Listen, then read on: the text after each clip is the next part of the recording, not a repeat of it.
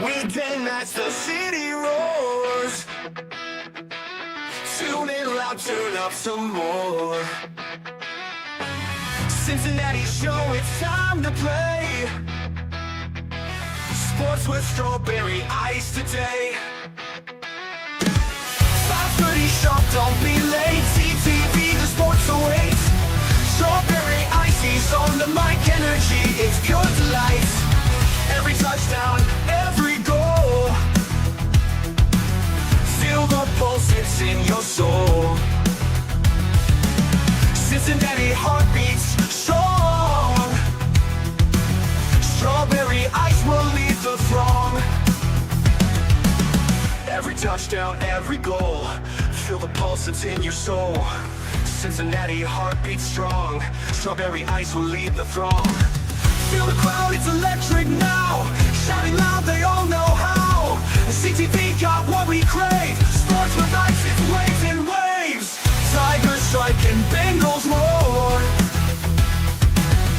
Every game we want some more.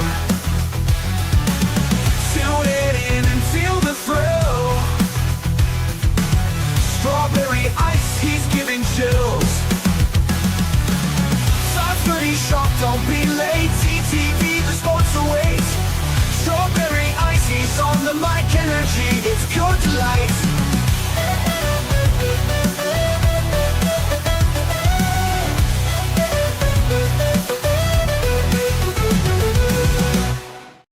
Hey guys, what's going on? Welcome to the show.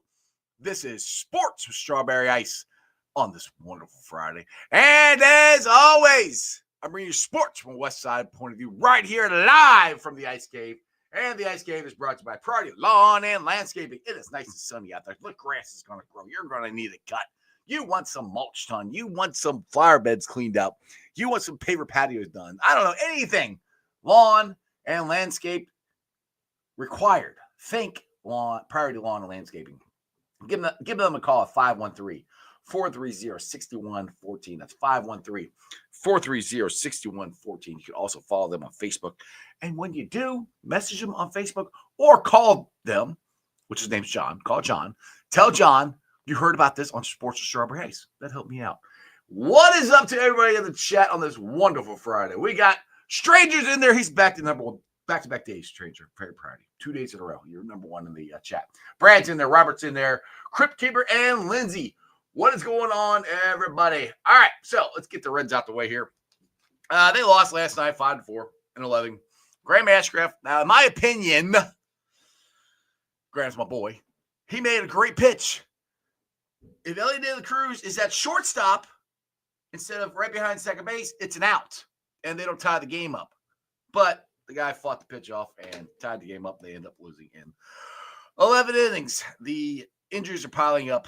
They did make some transactions today. Let me look this up here real quick so I can tell you offhand. Let's see here. So they put Hunter Green on the 15-day injured list with a right groin strain. They activated outfielder Austin Hayes, and they recalled from AAA Will Benson and Chase Penny, set down Blake Dunn and Jacob Huckabees. Chase Petty is going to make at least one start, maybe two for Green. I'm glad that Austin Hayes is back. Hopefully Will Benson, maybe he gets going. We'll see what happens. But the Reds have got to start figuring this out because they're going to be out of the race. Well, I mean, not yet. I mean, they're 19-20. They're 5 games out of first place, something like that. They got a new series start tonight versus the Astros. First pitch is at 8:10. But we are here on this fun football Friday to talk some freaking football because rookie minicamp started today. They had voluntary workouts all week. Let's get to my boy.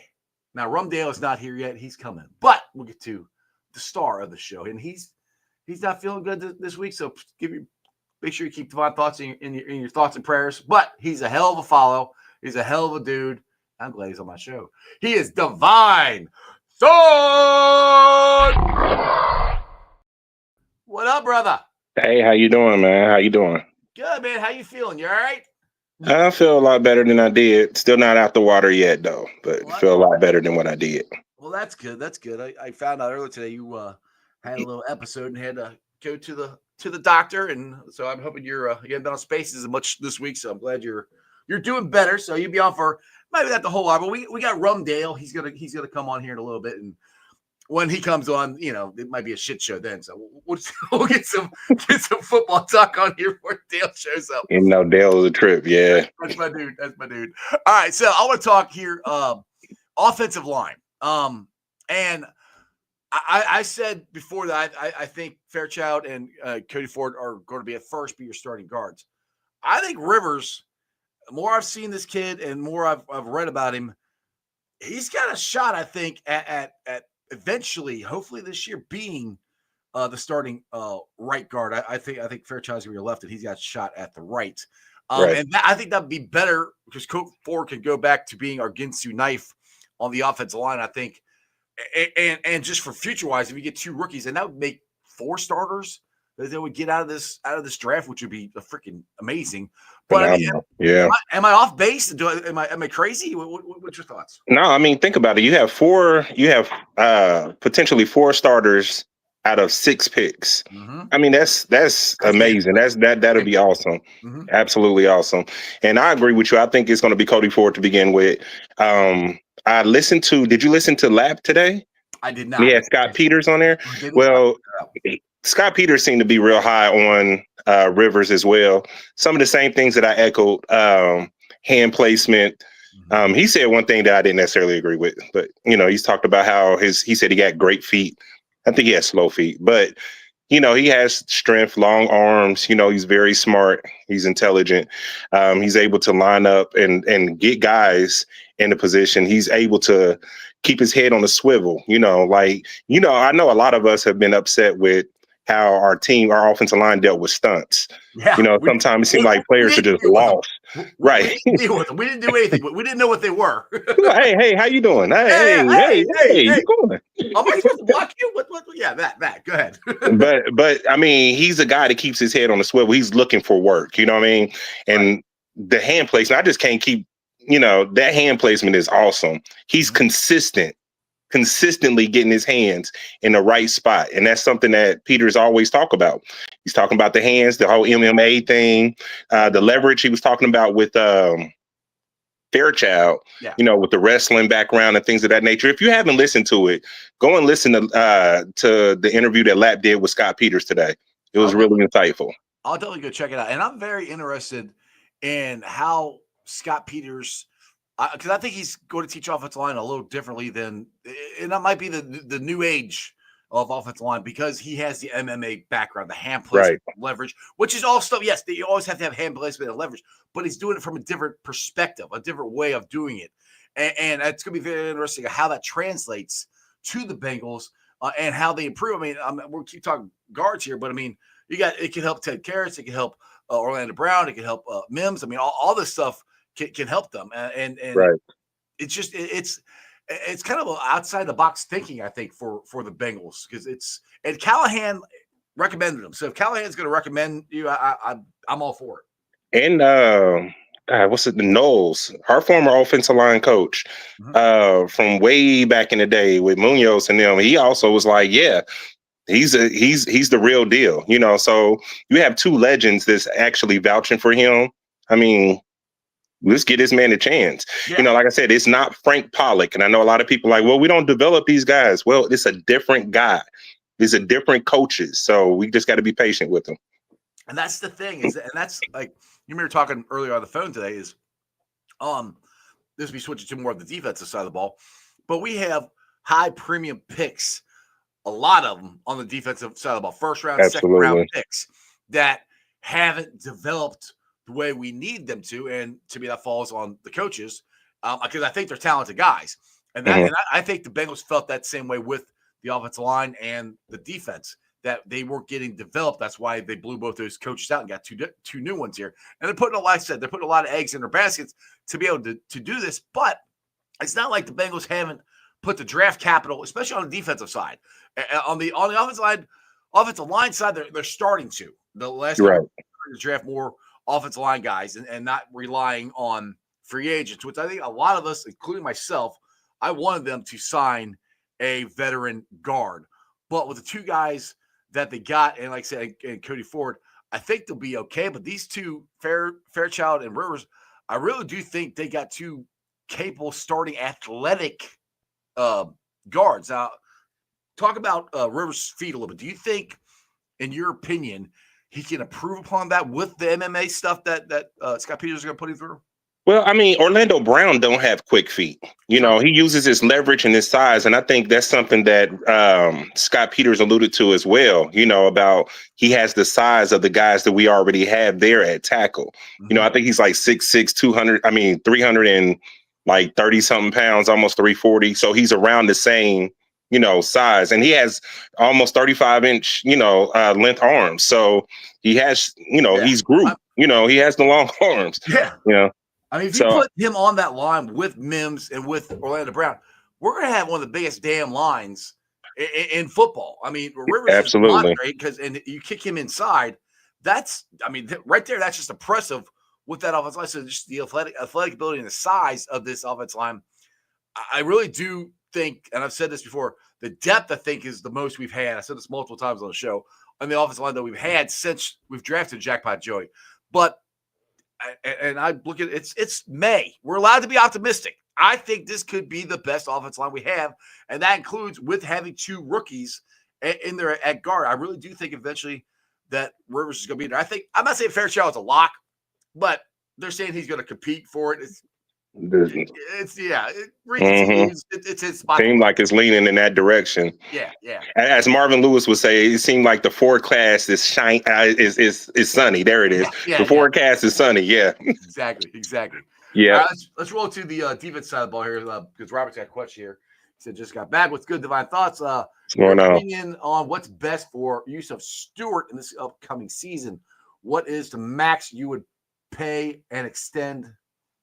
Him. I think he means Trey. Well, let's talk about Stewart here. I think, and one thing that I think you told me this, they lined Stewart up at nose in college. Is that true?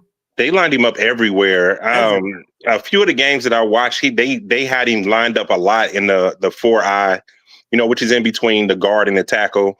And then I feel like that's why, you know, a lot of times we were looking at, well, why didn't he got pressure, but he didn't get the sack? Well, he dealt with a lot of double teams. Right. You know what I mean? And I'm the one, again, I didn't want Shamar Stewart. Right. You know what I mean? I understand where they're coming from. I understand the vision of what they did this draft, you know, and that's why I'm optimistic because I understand the vision. I love that. I can actually see the vision this time because last couple years I couldn't see what they were trying to do. And some people come out and like, oh, well, they didn't get Nolan Wilson, so they just hurry up and drafted Shamar Stewart. Like, no, I really do think they had. All right, if we didn't get Wilson, we're going to get Shamar. I really do think that was their plan all along, and especially at the linebacker position. But anyway, let's finish on Stewart here real quick. How much do you think they'll move him around? I think they're going to move him around a lot. I think he would be the guy that they move around. Like, for instance, we know Trey Hendrickson don't like to move around a lot, right? I wish they would. I wish they would too. Yeah. Mm-hmm. Because to be honest with you, the side that Trey Hendrickson is always on is actually Miles Murphy's best side. Right. Like his rookie year, he got the sack against Christian Darrisaw, who's one of the best left tackles in the NFL, right? So I wish that he would be open to moving, but the person I see moving is Shamar because he did it at Texas A&M. Also, when we go into those packages where we want instant pressure, I see them lining him up at the 3-tech position. Yes. Right next to Trey Hendrickson. Dude, and things like, look, and I'm not comparing him to Miles Murphy, but that's Miles Murphy shit, where he just being able to move around. And if you have a guy that can do that, which I don't remember the last time we had a guy that can move around like that. I mean, Gino didn't move. Carlos didn't really move. I mean, Wallace Gilberry is the last guy that I remember them moving around like that. Jonathan Fanene to an extent, but it was really Wallace Gilberry, the guy that they moved around like that. Yeah. And that's why, like, when Jadeveon Clowney got cut, a lot of people was like, hey, I was like, no. I said, don't even ask. He's 36. No. He's 36. He's 36 years old, people. Like, they're having a hard time extending Trey because he's 30. They're not going to sign 36-year-old. Plus, what do we bitch about? that they weren't playing the young guys. Thank you. Why the hell you're going to sign a 36? Why would you do that? Right. And then on top of that, you look at the athletic profile that we have, right? The one thing that we've consistently said that we need to get faster and we need to get more athletic, right? Right. Now, Cam Sample isn't the most athletic dude, but Cam Sample is a glue guy. He's a guy that you need on a team, right? He can take on double teams. He's we forget about a lot. Right. I love Cam Sample. Not a star, but he does his job. He holds the point of attack. He can actually rush inside from the 3-tech position. When they gave him that, like, go back and look at the 2023 film, especially against was it the Patriots? I think it was the Patriots. This man was beating up whoever that was. I don't remember who it was at the time at left guard, but he was beating the heck out of him all game. Mm-hmm. You know what I mean? Like, so he got the potential to rush from the inside, right? Then on top of that, we have Cedric Johnson. Look, Cedric Johnson had a phenomenal preseason, right? Yeah. Then we go and claim KJ Henry off the waiver wire from Washington, right? Yep. They instantly put him in. And like they seem to get amnesia or something like, oh, well, we forgot about Cedric Johnson. And they didn't even play the man until the end, towards the end of the season.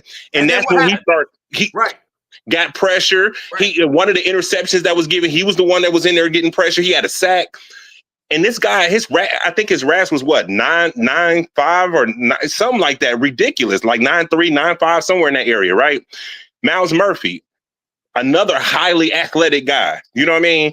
And I'm like, bro, when we go against the Baltimore Ravens, there have been several times that Lamar was not able to get the corner on Miles Murphy. Mm-hmm. He was not able to get the corner on Miles Murphy. That's the type of stuff that we need, right? So then you look at Joseph Osai, another guy. He's got a big year, yeah. Mm-hmm. And I believe so too, because he's on that 1-year deal. He closed the season strong, right? And we've been saying this for years, but I just feel like that Joseph Osai, he wants to get a bag. He don't want another 1-year, $7 million deal. And I think he's athletic enough and talented enough to do it. I really do. I've been saying, now he's been injured, but last year he finally had a fully healthy season, and I think he finally got his confidence and everything back. But hold that thought. And they lined him up everywhere too. They did. Hold that thought for a second, because we have a superstar in the waiting room. He is one of the best draft guys around. He might be a little bit on the rum tonight, so we might see Rumdale, but he's the man, the myth, the legend. He's Dale Altman. Dale, what is up, brother? Bro, I ain't even trying to show my face. I fucking that rum hit like a motherfucker, man. I fucking had a couple of them rums, and I said, "Oh shit, I'm telling stories from back in the fucking day from 20." Church oh camp. Man, motherfucker doing too much. I said, "I'm just gonna."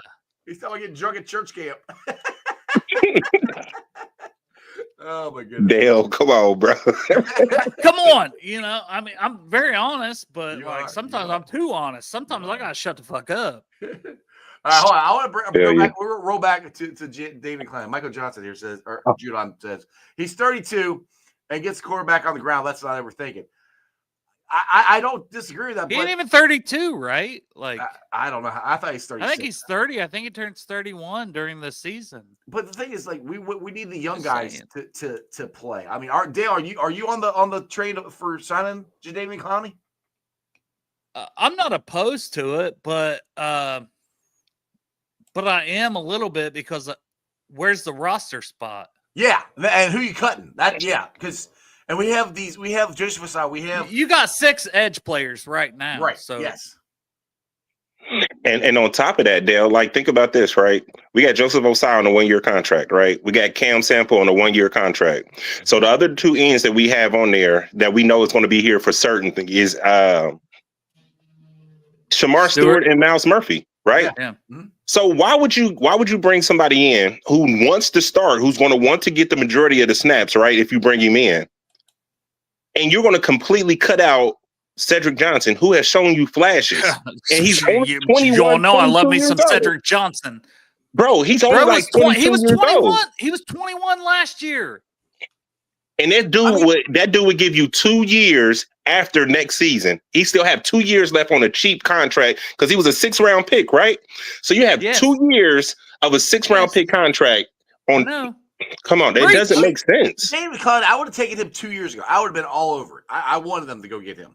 But Right. I don't see it. I don't see, and honestly, if it's him or Seth Johnson, give me Seth Johnson because I love that pick in this. And I know, 6th round. He's a 6th round pick for a reason. No, he is 21 years old. Came out. But is he though? Because when you talk about sack production, he had 4 to 5 sacks every year from his freshman, sophomore, and junior year. He played 3 years SEC at Ole Miss. And the reason why I said he was raw, bro, like even if you I know you looked at his production, right? It's he didn't, and this is where I have hope on our defensive line coaches, right? Mm-hmm. Like, can you help him get his hands together, help him have a pass rush plan? Because athletically and his motor is all there. Right. Same thing with Shamar Stewart. Athletically, his motor is all there. I can't say the same thing for Myles Murphy now because Myles Murphy actually added some pass rush moves. That used to be my argument for Myles Murphy when we drafted him. Like, the dude has a long arm move. That's it. This dude has added a lot of different moves, you know what I mean, since he got in. Like, he showed me last year. So with the other two, though, just get a rush plan and be consistent with it. You know what I mean? So said showed so much in limited opportunities as a 21-year-old rookie.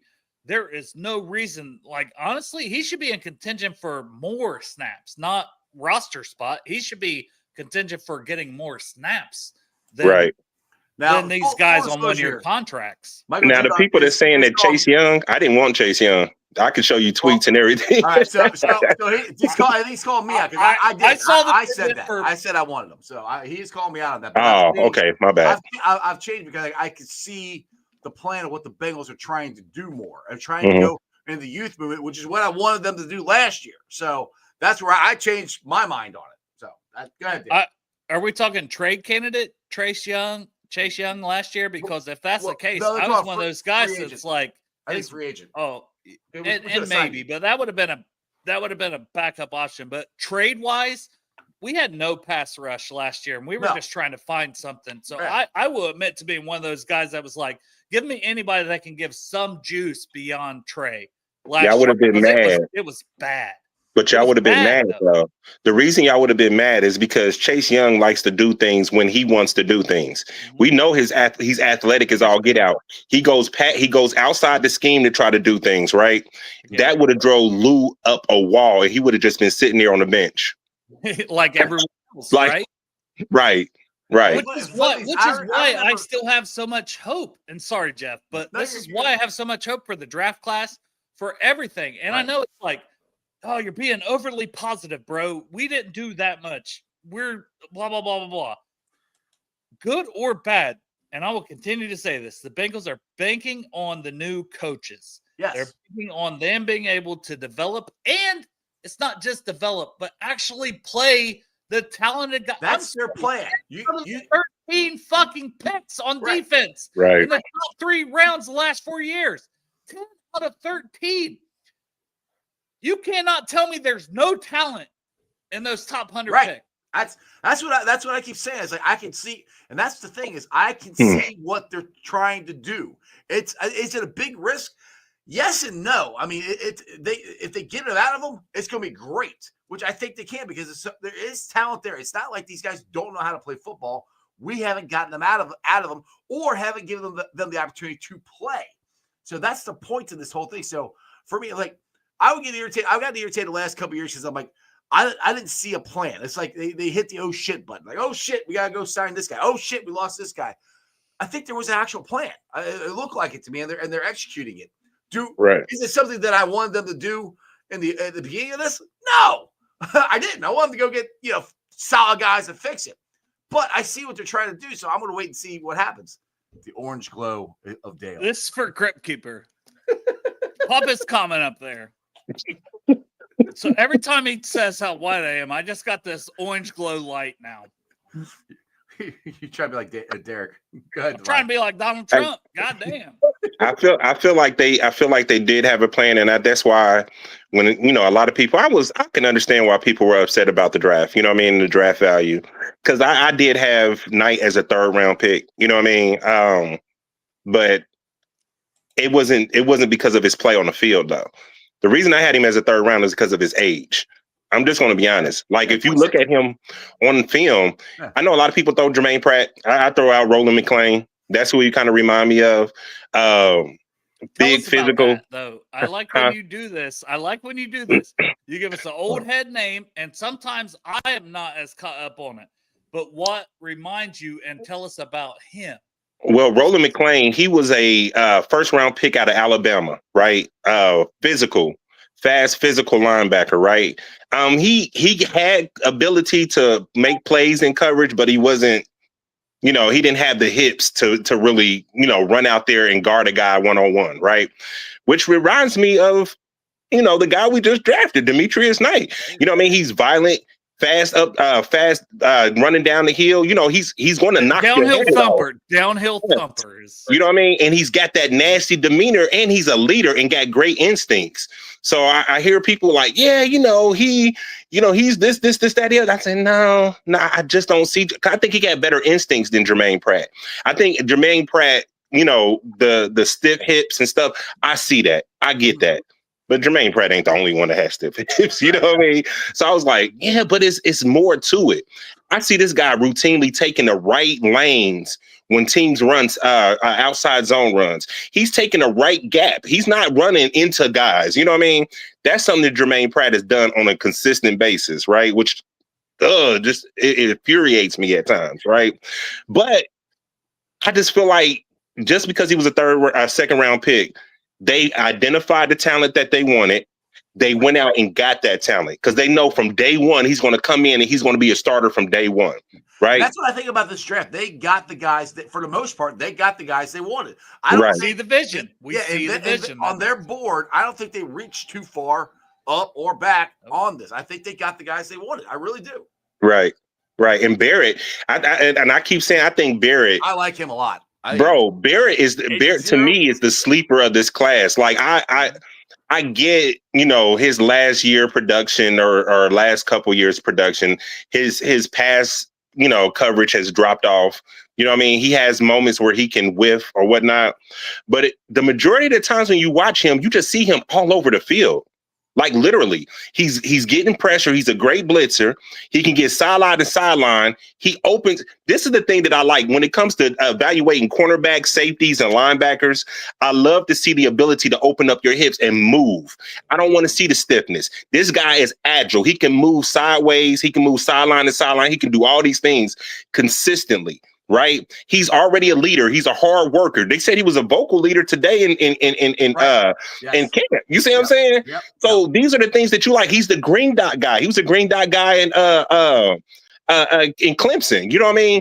These are the type of guys that you want. These are the type of guys that you really want to go out there and develop. Now, there's some weaknesses there. These weaknesses are easily coachable. They're not like physical limitations. Yeah. You see what I'm saying? Mm-hmm. And that's why I'm like, that's the one. Go ahead, Dale. My bad, brother. Well, no, I just wanted to tap in with what you're saying and toss it back to you because Brent Venables, he was recruited by him, Clemson, one of the greatest D coordinators. And Barrett Carter looked like a first-round pick after his freshman season. Their D coordinator for the last 2 seasons, he just got fired.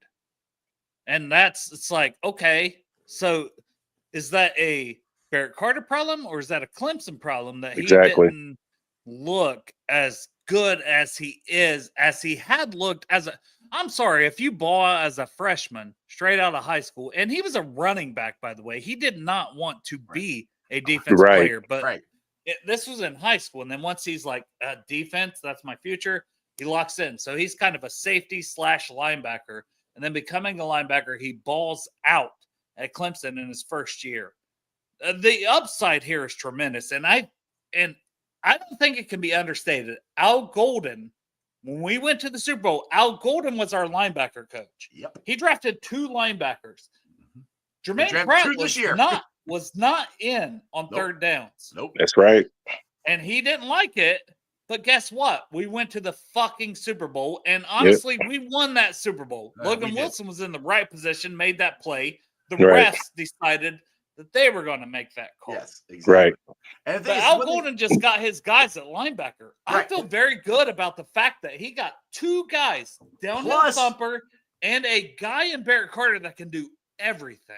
plus the guy we signed from the Eagles. So Burks. Burks, and that linebacker room has completely changed. And Dale, you know this because I talked about this before. I was like, I was really concerned about the linebacking room.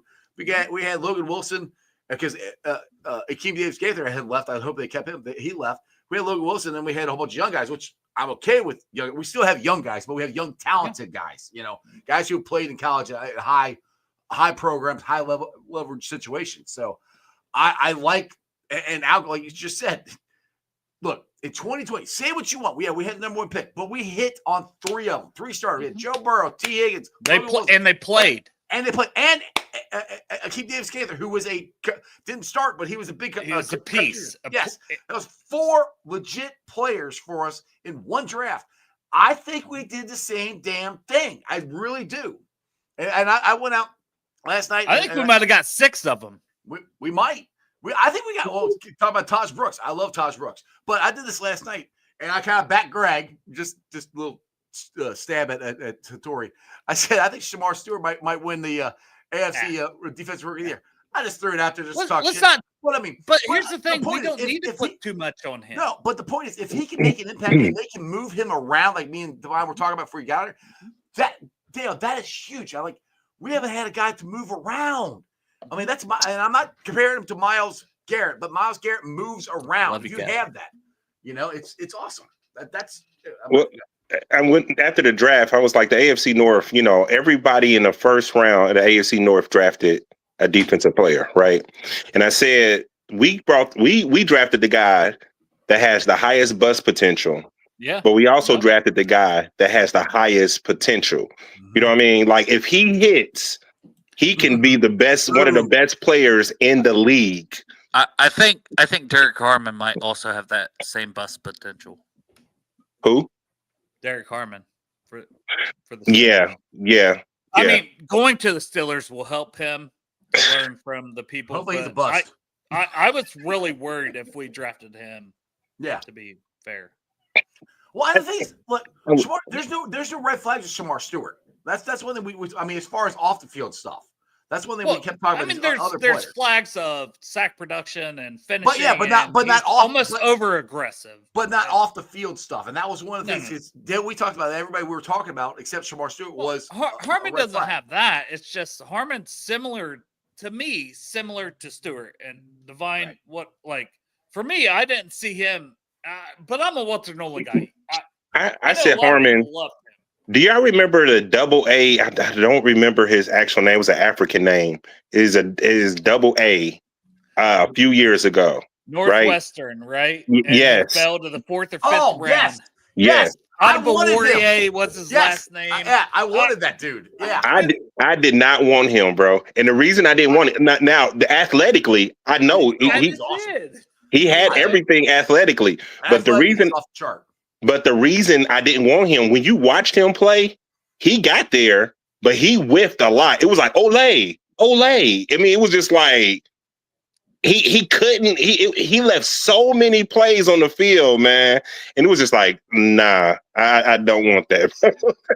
So now let's fast forward. By the way, this motherfucker is spinning. Bro, to me, it's like, we got a guy that has the potential to be one of the better defensive linemen in the league, right? Yes. And one of the faults that we have on him is the sack production, obviously, but also that he missed tackles, right? Mm-hmm. Now think about it. When you watch him, does he not have bend? Does he not has an explosive burst? At his size, the way he bends and moves, right. I know it's crazy. I was a literal hater during the whole process. If anyone goes back and looks at Bengals and Brews, I was a hater. I mean, I saw it. I didn't want it though. And then about a month, same. We can both agree and be honest about it. But about a month and a half before, I said I do see the vision for him being a top 15, top 20 player. I said because it's not just his RAS score. Because I was like, I don't give a shit about that. I was like, I watch more tape of him than anyone else. Him and Michael Williams. And Michael Williams is the one I could get on board with, and he went 11th. I had him 44th on my board. I had Stewart 18th. He went 17th. I was happy when he went off the board. The three guys that I wanted off the board, and people can go back and look at my my post on X, right? When Mikhail got off the board, I was like, yes. Had a little meme up there of one of those ladies shouting in church, right?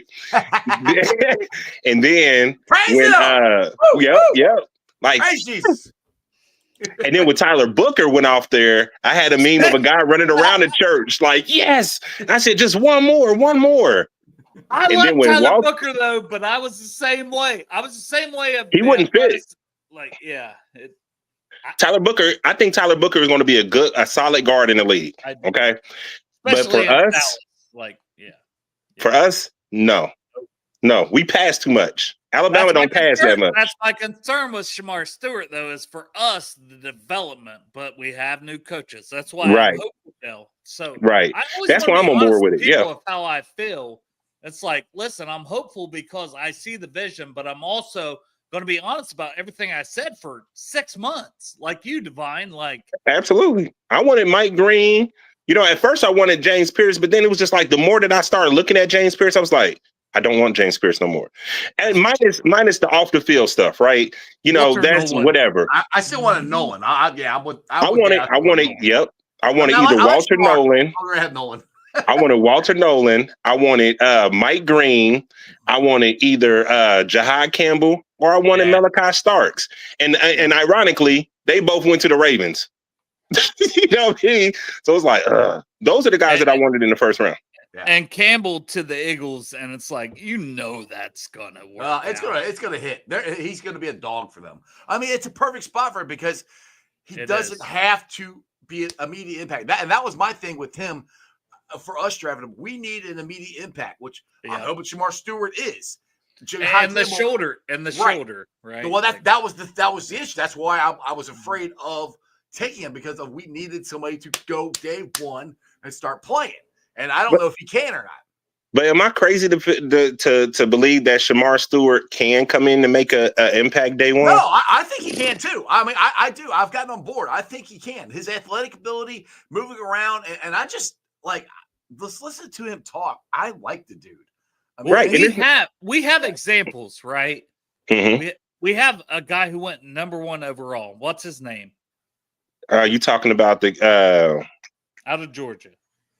Gosh, I know you talk about the front. Not Carter. No, the kid that the Giants drafted, or the Jaguars. You talking about the Jaguars? Yeah. Trayvon Walker. Yes. Trayvon Walker. Yeah. And then everyone, and it's hindsight a little bit, and they're definitely different body types because this guy is way smaller, but he has had a very productive career, and it's a matter for Trey Henderson. That's another guy. And then it's another guy. But he wasn't the first round draft pick. Who's the what? 4.5 sacks. What's his name? Danielle Hunter played at LSU. LSU had 4.5 sacks through his 3 years. And Danielle Hunter is routinely one of the best pass rushers in the NFL every year. Well, I think he has almost 100 sacks. Like, I think he's at 99 in the NFL. And he had 4.5 sacks in his college career. But see, I don't expect him to come in here and do that. Like, the reason I feel like he can make an impact, right? Yeah. He can cause chaos. Look, if you cause chaos, right, and you have a closer on one end and Trey Hendrickson, and then the fact that you're going to blitz now, and you just drafted 2 athletic, fast linebackers. Then on top of that, we're gonna talk about the secondary. We got fast guys in the secondary that you can blitz. You see what I'm saying? So I'm like, bro, this is why I said I was in the space. I was in, I think it was the Gridiron space or something like that. And they was talking about, well, you ain't got to explain to me why the Bengals defense, why you're confident the Bengals defense is going to be this, that, and the other. They brought the same guys back. I was like, well, let me explain it to you then. I said the last 5 weeks of the season, when they actually have to start playing our young players, right? Because there was injuries on the defense, right? Mm-hmm. And then I said, look, we had 18 turnovers, forced turnovers the last 6 to 5 weeks. Play fast, it matters. Right. And I said, on top of that, they simplified the scheme, which made our team play better. I said, I don't need our team to be top 10. It will be top 10 or top 15. Right. It would be good. Yeah. But I need them to be around that 17, 18 area. You see what I'm saying? Yep. Because our offense, the biggest concern to me on our team this year, and I said this in spaces today, is not the defense. Because you can't get much worse than what we were last year. My biggest concern on this team is the two interior offensive linemen. If those two guys hit, if Dylan Fairchild hit, and if Rivers come in and he can win that right guard Mike spot, Lord, let him compete. I talked about that with Ian on Bengals and Brews today. yes, David. Look, I got a scouting report I put out every year after the draft for the guys that we draft. And one thing that I said about Josh Newton, I said Josh Newton to me is best in the slot. I said Josh Newton played the slot and the outside in college. Mm-hmm. Go ahead. Now, go ahead. I still think the best three players on the field, if everyone is healthy to start the season, is Turner, CTB on the outside, and Dax in the slot. And that is no offense to Josh Newton. It's just pure talent, skill, level, and Dax did it so much at Michigan. I agree. I agree with you. I think Dak's best position may be the slot, but Dax was playing phenomenal. I agree. Last year on the outside on the boundary. Small sample. And I bought in too on him on the outside. The money they're paying him. Yes. The money they're paying him is outside. That's where they want him because of the money. And that's why Figs will be slot. Go ahead. But Josh Newton, though, the thing about Josh Newton, yes, like on the outside, Josh Newton had an up and down year, right? Right, he showed you enough flashes for you to be a good guy, right? Yeah. Now think about that. You put him in a nickel, and you got him where he don't have as much field to cover, and he can put his hands on you, right, bro? That's ideal. And he's instinctive. He's very instinctive for his. I mean, he's a young guy. He comes in with great instincts. You know what I mean? So I'm looking at it like, bro, if we got. I think Witchcom is going to. I think DJ Turner may be the odd man out, right? I think he'll be the. I think DJ Turner is going to be the guy to back up both positions. But let's think. Just think of how talented and athletic he is. He's the odd man out. That's why everybody keeps saying, "Oh, we need a cornerback. We need a cornerback." Like, no, we don't. I don't think we need a cornerback. I think we're good. To be honest, I think Cam Taylor-Britt. Look, this is my view. I think Cam Taylor-Britt need to be a safety. Because Cam Taylor-Britt plays safety at Nebraska and corner. I think his best position may. Yep. Look, I called him. I created the name for him. His rookie year, Cam Taylor hits. Yep, because you remember his rookie year, he was leveling dudes. Every time he hit, you heard it through the television. It would vibrate through the speakers on the television every time he hit, right? So think about it. Look at his athletic profile. And what is the one flaw that we can continuously bring up with Cam? He has stiff hips, bro. Yeah. Stiff hips. You don't need to be that fluid out there, as a safety, bro. You got the speed and you're able to read your keys, right? You're able to get to point A to point B, right? He can do that. He can do that. And he can hit. I think it was mental for him this year. It was. But think about it. Every year. I know it makes it less if you're a safety. Divine, come on now, brother. No. I'm saying I'm talking about far as the physical thing, right? Because if you remember his rookie year, Lou took him out his rookie year because he said he was gambling too much. Remember? Mm-hmm. He benched him, right? Brought him back in, and he finished the season out strong. Well, last year he was benched. He was benched. Exactly. Because think about it. What were all the players saying about Lou? Mm-hmm. I mean, all of them. Logan said something. Hilton said something. Osai said something. But these are the reasons I feel good about the cornerbacks. Like, however it shakes out, let them all compete. And I do not think DJ Turner will be the odd man now. Listen, I did not think I would like Juan Drago. He's the Michigan guy. I'm an Ohio State guy. Yeah. I didn't think I'd like him this much, but every time he's got an opportunity, he flashes. Well, my point to this is you guys are arguing about this. How talented. We're not It's arguing. not arguing. We're not arguing. Positive All right, but conversation. I love, dude. I love this shit. This is why I love this guy. But love this. This is what I'm saying. People kept saying we need a quarterback. We like, no, we don't. We're good. I mean, yes, I would never say don't add one. Yeah. But a vet maybe. We're good. Yeah, we're good. Right. These guys are athletic and can play. That's what I kept trying to tell everybody. And everybody's, oh no, did you see them play last year? I'm like, we ain't got no pass rush last year. None.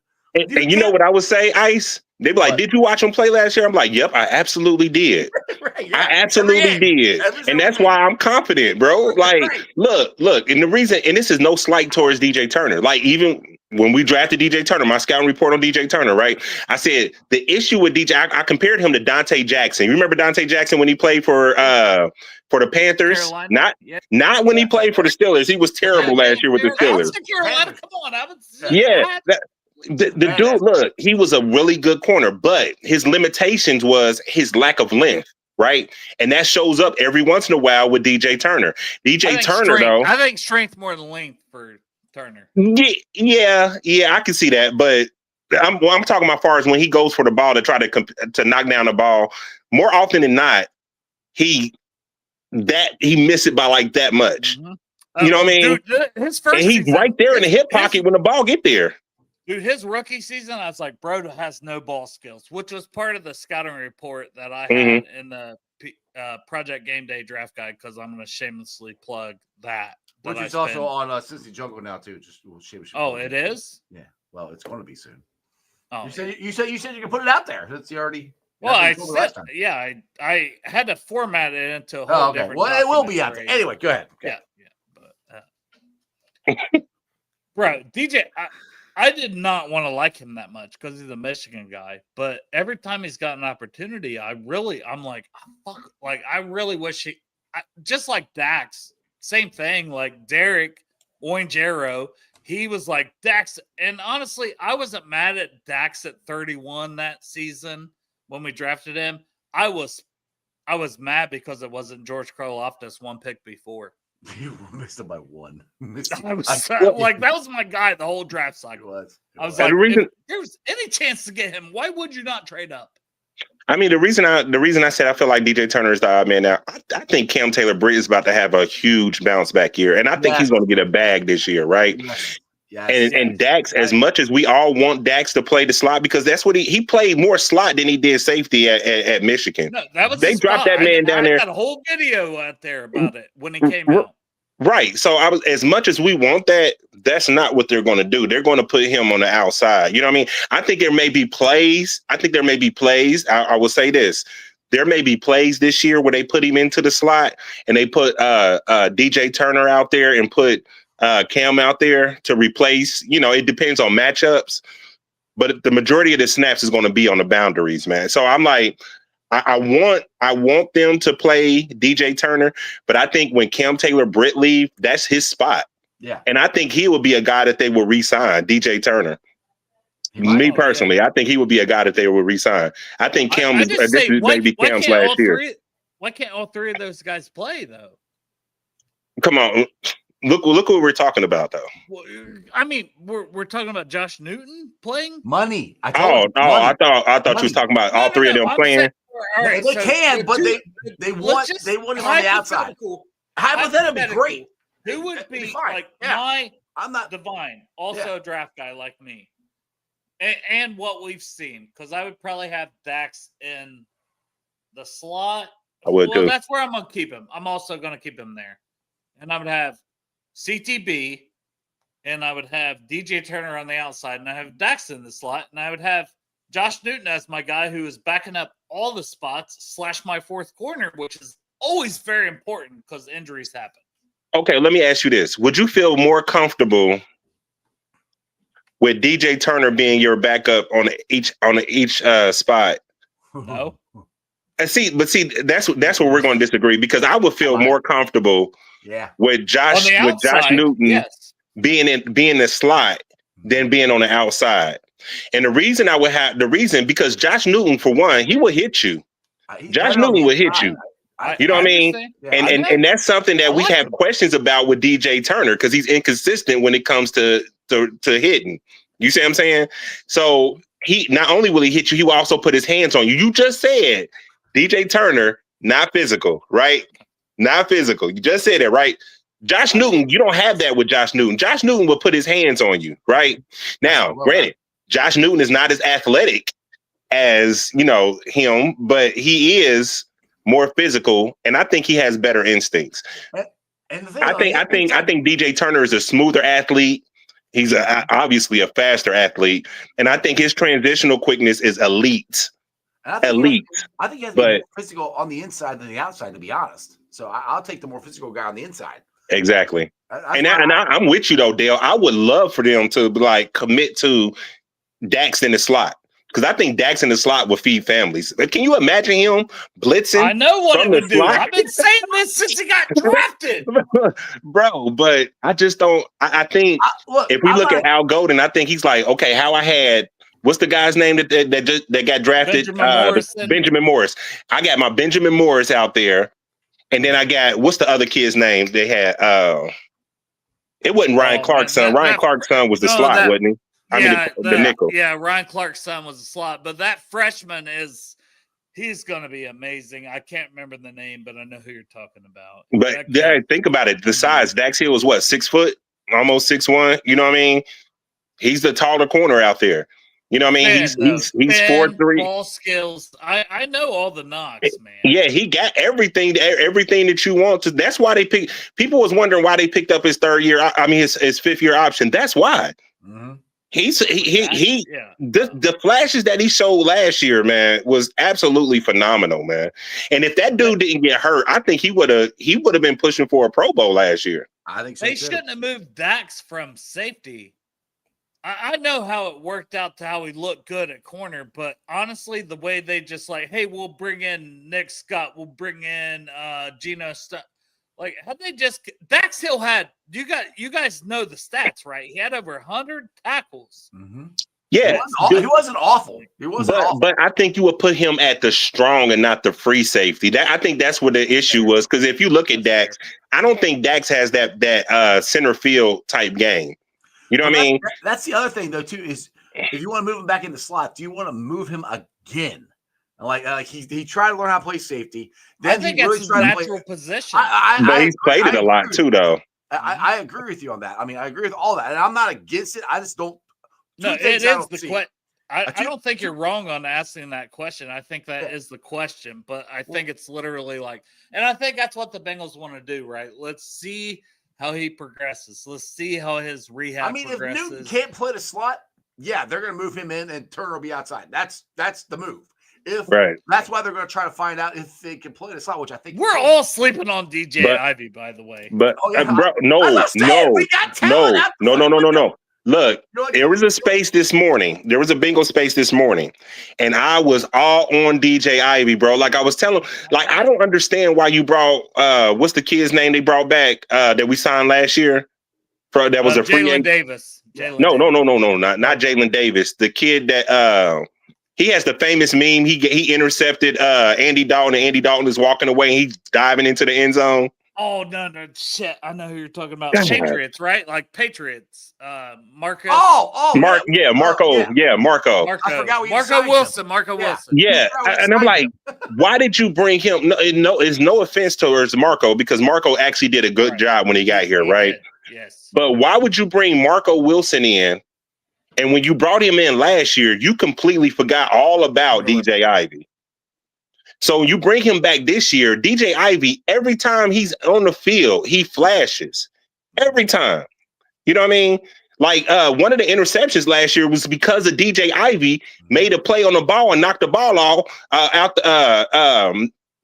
a pass PBU and it went up in the air and Geno Stone picked it off. Mm-hmm. Yeah. You see what I'm saying? Yeah. So every time he's on the field, he's flashed.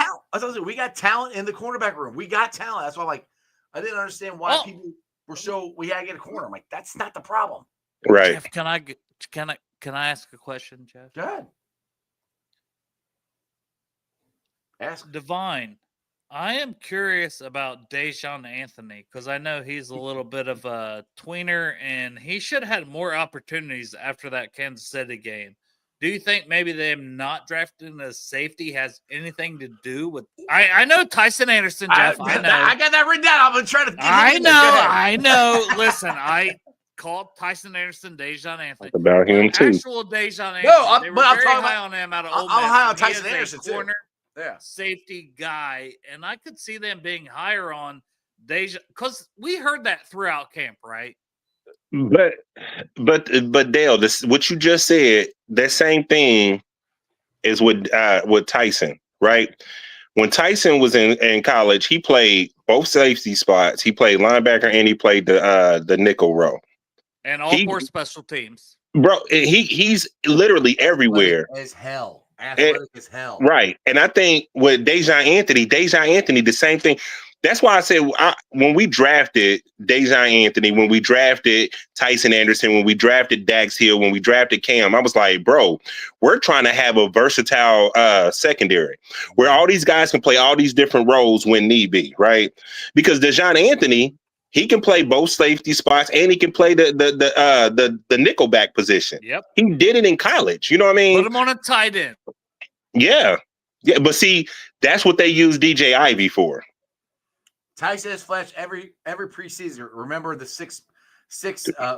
pick six. Yep. In NIT game. Yep. Tyson's probably hasn't been able to stay healthy. That's his problem. To be honest, he's got to stay healthy. Well, but when he does, he's a special teams ace. Though. Yeah. Like, what you mean? A special teams ace also could roll into a pretty damn good safety too. Well, and I don't even want to hear the special team ace argument. No offense, Dale. I don't want to hear that argument because look, do y'all remember? Was Mike Williams? That's your floor. I'm safety? saying if that's your floor, that's a good thing. Right. Yeah, but it's not. But see, do you remember the safety Mike Williams? Yeah. No. Wait, for the Bengals? Yeah. No, Mike Williams, the safety? For the Bengals, yes. Yeah. We had signed him from the Dolphins. Mm-hmm. And he actually got snaps from scrimmage, bro.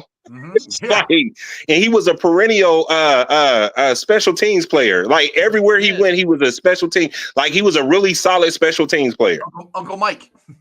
Yeah, they brought him back. Was it last year? The year before last? Yeah, I remember. Mike Thomas. Shit. Mike Thomas. Yeah, not Williams. Mike Thomas. Yeah, Mike Thomas. I knew you were talking about Uncle Mike. Yes. When you said Uncle Mike, I was like, Mike Thomas. Yes, fuck yes, Mike Thomas. Yes. Bro, they gave this man snaps from scrimmage. He actually had real game snaps, but we ain't getting no game snaps from Tyson Anderson. Think about that. He deserves it. And to me, what you're doing, you're actually limiting him to being named or sealed as a special teams only player when you do that. So when he goes elsewhere, they're only going to look at him as a special teams player because you're not giving him any looks during the season at safety. This is his year. If they're going to give it to him, it's this year. Right. And that's the thing with the new defense coordinator, I think. And they haven't. They still might sign a safety, but they haven't. So the door is open for him to get some playing time this year. I mean, honestly, right now he's going to have to. I mean, there's going to be a time where he's going to have to get on the field and play safety. I just think you guys remember training camp, right? You remember the Jeff Hobson articles, the this, that, and the other about Dejon Anthony. That like not Tyson. I know I mix their names up here and there, Jeff. Well, like when he's on he was tearing up camp. Yeah, but you know what I mean. And then what happened at the Chiefs? Like he actually made a great play on the ball. That was not a penalty. To be fair, right? And then Lou just never let him play again. No, which is bullshit. I hated that, and that's what drove me nuts last year. Pulled my damn hair out because I'm like, he kept playing Bell, he kept playing Sam Hubbard. I'm like, and then finally when he had to, I mean, Sam Hubbard got hurt and finally benched Bell and simplified. Our defense got better, and we went and won the last 5 games. It's like, what if he would have played this guy sooner? He might still be our defensive coordinator. I just think Dejon Anthony has a role here that he does. We are literally sleeping on how good Dejon Anthony could be. Yeah, I like that he's physical too. I think that's the main thing that I take from Dejon. Not only the positional versatility, but he's physical. He'll come down there and knock your helmet off. So I like that. Jaden Daniels knocked your Oh. fucking football out your fucking hand. He knocked the soul out of Jaden. Well, Yeah. you're right. Hubbard was hurt, but he was hurt last year too. That was Hubbard's problem. He kept getting hurt. And Hey, I'm glad Hubbard did what I thought he should do, which was retire as a Bengal. You know, because he could have went and played somewhere else, and it wouldn't have been the same. The guy's been dealing with injuries, but he got married. the last 3 years, I'm very happy about how that ended. For Me too. I mean, honestly, he ended it getting a touchdown and getting injured again. I mean, walk-off, man. The opener to my video on YouTube is actually never mind. Is actually Sam Hubbard. I was going to ask you if you could pull it. Well, if you put it on the if you share it in the screen, I can bring it up. Let's see. How to do that? I don't know how to do that. I'm a novice at this stuff, man. I'm gonna be honest with you. Learn though. I hope Divine's doing some draft stuff with me. I'm putting him on the spot, but I can't how do we do that? As long as there ain't no sound on it, we're good. I can't play the sound. We all know. Well, the actual sound is music that I actually got. You know, it's actually my music. So I actually purchased. So okay. They'll still flag me. They would. Oh, okay. Well, never mind. No, like, dude, hey. I've had so many different times where I played music that I paid for, and they still say, "Oh, it's copyrighted." Like, no, it's not. I literally paid for the damn thing. I get that on the Stripes, but I'm like, I ain't changing the music. Yeah, well, they're like, you're sharing your monetary. I'm like, we don't make no money at Bengals and Brews, man. So, sure, I will share no money. $0 shared with you is also $0. I finally got back to being monetized again, so I'm trying not to get demonetized. So that's fair. So I should play some music. Yeah, no, please don't. I'll just mute you. Hey, but one thing I do want to talk about is Burton, and I know he was a big talking point last year. Well, but get to William real quick. I'm sorry. I'm sorry. What is this? Oh, this part?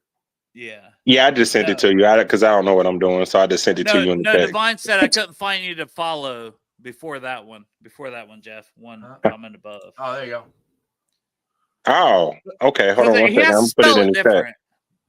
Yeah, it's spelled with an E instead of an I because somebody had already took it for some reason. I don't know, but yeah, I had to spell it with an E. It's DEVINE _thoughts. Yeah.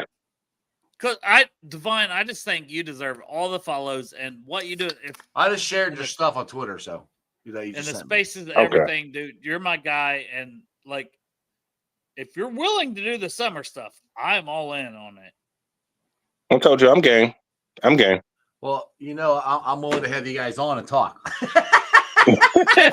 you can host. I'll be like, Jeff, talk shit to me and I will host. Keep us on track. I like hosting. I like listening to you guys because I don't like when you guys talk. Then I'm going it like trigger stuff like, oh yeah, and then I could like actually give comments and actually sound like I know what I'm talking about. Other than that, I'm like, I don't know. But I do want to bring this up. Is Burton and Trags got me excited about a month ago when Mike Petraglia was on here, and he said that Burton has been and somebody else confirmed it. I can't remember who it was, but that Burton has been in the building a lot more, and his family is up here with him. Dude, if that works, if Burton gets his act together, and we add him to this offense, along with a happy T, a happy Jamar, a happy Mike G, Yoshi Voss, and Chase Burton. Brown. Chase Brown. Running back room. Dude, our offense is going to be fucking even better than last year. If he were, I mean, it's a big if. We'll see what happens. But he's so talented, it's going to be ridiculous. That's what I said. You know, every offense has a player that's like the key that unlocks everything, right? God. And I feel like that he can be that guy. I know we have a team full of great players, right? But one thing we don't have is another guy that's consistently able to beat defenses down the field. That's what this man can do. That would take so much pressure off of Jamar Chase and T. Higgins. Just having thanks. I appreciate you. That just having that type of player You know what I mean? On the field. So think about it. The catch that he had against the Chiefs, right? Yep. Did you see the reaction by the Chief players after he caught that deep pass? It was just like, because it's like, I got to worry about somebody else that can go deep like that other than Jamar Chase. You know, we got our hands absolutely filled with Jamar Chase. And then you got to worry about T. Higgins, who can moss you at any moment. Then we ain't even talk about Mike Gesicki, right? Preach, baby. Preach. Now, I hope this year, and I screamed it all last year. I screamed this all last year in every space after just about every game. Use Mike Gesicki on the goal line. Yes. Use that.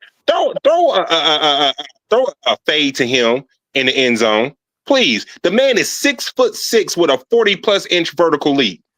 Please throw him the ball, because most of the time he got a guy that's 5'10" on him because he's playing in the slot. Throw him the ball. Hold on, timeout. Maybe they don't have to do that. Maybe they could be at the 1 yard line and they could say, hey, sixth round pick, Tosh Brooks. Tosh, Rudy Johnson. Damian. Tosh. Yeah. 5'9". I know he's 213 when he wanted to run fast, and he tested well. He 230. That's a big boy. 230. This motherfucker 230. Yeah. 5'9", 230. You don't think he can get you that yard? That is why he's here. And that's why Jalen Rivers, that's why it's so critical that Jalen Rivers end up taking that right guard spot. Come on. Because think about it. You're going to have Jalen Rivers next to Amarius Mims. Woo! Big boy football, baby. Let's go. Or even if he doesn't win that, let's say they go with the extra man on the line, Patrick or Cody Ford. He's the extra lineman when you need 1 yard. That's true. It's not Matt Lee. Yep. Center exclusive. No hate on Matt Lee. Or it could, or the extra lineman could be Seth. Because Seth can get to the second and third level. I'm not saying. I'm just saying. Yeah. He's not saying. He's just saying. I'm just saying. I mean, athletic guys that can get to that next level. Yeah. They got a big ball of clay out there. They trying to mold right now. What's the kid's name that they just drafted? I mean, that was a college free agent signing from BYU. Cross. No. Etienne. Caleb Etienne. Etienne. Yeah. Dude I am Groot arms. He's what, 6'5". You know what I mean? He has the athletic profile you want. As a prospect. Look, that's because he don't know what the heck he doing, bro. He don't know what the heck he doing. That's what I'm saying. But when you look at him from a physical standpoint, he's a big guy. He has long arms, and he's not stiff. No, he's athletic. He has the profile, and this is the reason why. You hire Peters. Yep. This is the reason why you hire him. This is why all three of us love Peters. Yep. Bro, I'm not saying he's going to. What was that? I'm not saying he's going to. He said we like Peters. It sounded a little weird. You got to get in the gutter with us sometimes, Divine. Look. The name is Divine Thoughts. Not sewer thoughts. No, I'm saying. But look, I'm not saying he's going to be a guy that produced this year, or heck, maybe not even next year, right? But he's a guy that you got that they can mold and potentially make him into a guy. You know what I mean? He's a college free agent. He may not, but he has the physical gifts that you want, man. How many times have we seen this though with the injuries on the O line, and we're down? And same thing with D line. We're down to this guy. We're bringing a 38-year-old off the street. We're doing this, that, and the other. And I'm like, if you already have that on your, I don't want to be overly high on undrafted free agents, but I like the undrafted free agent class that we've brought in on both sides of the line. That guy they brought from overseas, I'm intrigued by him. I mean, athletically, he has, and we don't. He won't even cost us a roster spot. We can just sit him on there, and just work with him. What is that one? Bowringer, the wide receiver. Yeah, Moritz Bowringer or whatever. Yeah, but the obscure Bengals, like if nothing else, he'll be an obscure Bengal. Shout out obscure Bengal. I mean, didn't he go to Minnesota and he got some burn with Minnesota for a little bit? Minimal. But, yeah. but 6'1", 275, 280 pounds with explosiveness. Fuzzy balls! Jeff, you got to say it like that. Do it. Fuzzy balls! Fuzzy balls with the super chat. The $5 super chat. T then number one in NFL catch radius expectations PFF twice in 5 years. Joe's passer rating in 2024 when targeting T was over 124. Boom. Fuzzy balls. That wasn't even a question. That was just an exclamation point. Shout out Fuzzy balls, man. That's a mic drop. Fuzzy balls is my guy. Or girl. Could be girl. I love fuzzy balls either way. Yeah, I like fuzzy balls. Hey, one thing that we haven't talked about is we talked about Shamar Stewart, but I want to talk about the defensive line in general, like Chris Jenkins, McKinley Jackson, B.J. Hill, T.J. Slayton. Where's the pass rush? I'm a big T.J. Slayton fan. I think T.J. Slayton is going to get back to what DJ Reader did and take that double team up and free BJ Hill up some more, free Chris Jenkins, free McKinley. That's what I think. What am I crazy? Dale, what do you got? You asked where the pass rush. Go back and look at McKinley Jackson. Is the year before his last year. 4.5 sacks, right? The year before. And it wasn't that it was just 4.5 sacks, because my 4.5 sacks. Bro, he only played like 8 games that year, bro. A nose tackle to get 4.5 sacks, and he was playing. And he was disruptive. Like they was really talking about him being a second round draft pick, bro. I know. And we saw.